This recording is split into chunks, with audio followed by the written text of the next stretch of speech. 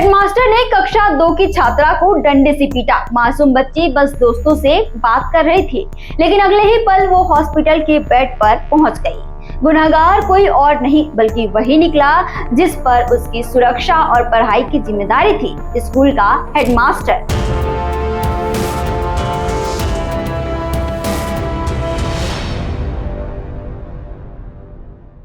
नमस्ते, मैं सोनी।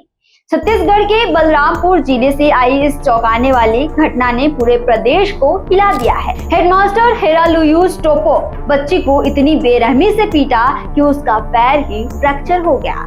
बच्ची पिछले 3 दिनों से हॉस्पिटल में भर्ती है।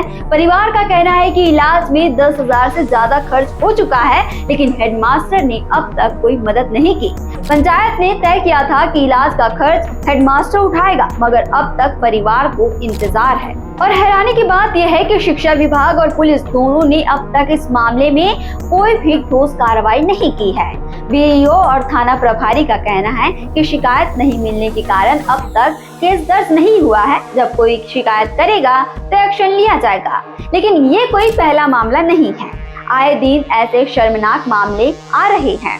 दुर्ग जिले के मदर टेरेसा स्कूल में नर्सरी में पढ़ने वाली बच्ची ने बस इतना कहा, राधे राधे, और टीचर ने उसके मुंह पर टेप चिपका दिया।